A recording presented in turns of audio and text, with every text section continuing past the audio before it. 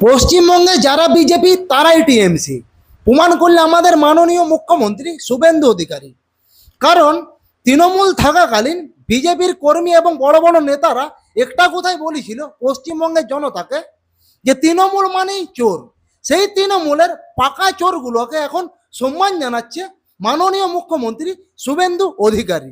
প্রায় এ পক্ষ অপক্ষ নেই আমাদের কাছে, একটাই পক্ষ, উন্নয়নের পক্ষ, বিকাশের পক্ষ, প্রগতির পক্ষ।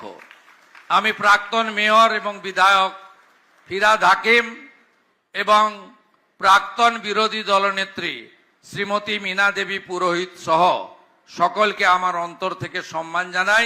ये सब क्या देखना पड़ रहा है? अच्छा है मैं अंधा हूँ।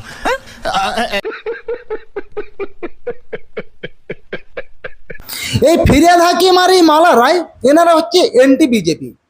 তৃণমূল থাকাকালীন এবং মমতা ব্যানার্জি যখন মুখ্যমন্ত্রী ছিলেন তখন যেভাবে তৃণমূলের হয়ে দলদাস এবং চটি কেটে গেছেন এবং বিজেপির বিরুদ্ধে যেভাবে কটু কথা বলে গেছে, পশ্চিমবঙ্গের মানুষ কিন্তু কোনো কিছুই ভোলেনি।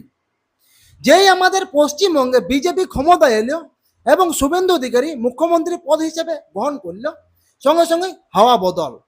এবং শুভেন্দু অধিকারী যেভাবে এই ববি হাকিম এবং মালা রায়ের মতো নেত্রীকে সম্মান জানাচ্ছে, আমি এইখানে একটা কথাই বলবো, তাহলে মমতা ব্যানার্জি আর অভিষেক বন্দ্যোপাধ্যায় বাকি কেন?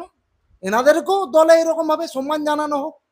কারণ এই ববি হাকিম আর এই মালা রায় এনারা ভালোভাবেই বুঝতে পারছে বিজেপি পশ্চিমবঙ্গে এসছে মানে 10-15 বছর তো একাদমে থাকবে।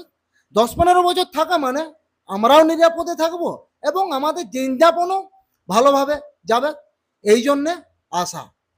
এই যে ধরে রাখুন সায়নী ঘোষ, যিনি একটা সময় শিব ঠাকুরকে কন্ডম পড়েছিল, সেই সায়নী ঘোষ যদি আচমকাই বিজেপিতে আসে, পশ্চিমবঙ্গের মানুষ কি আদৌ মেনে নিতে পারবে?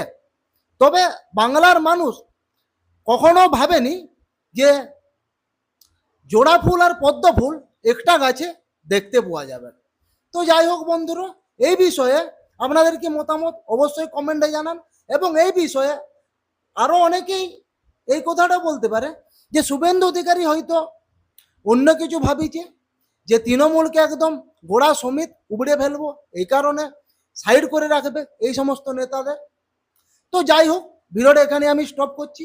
ভিডিও যদি ভালো লাগে অবশ্যই ভিডিওটিকে লাইক করো এবং আমাদের এই ফেসবুক পেজে নতুন যদি ভিজিট করে থাকো অবশ্যই পেজটিকে ফলো করো।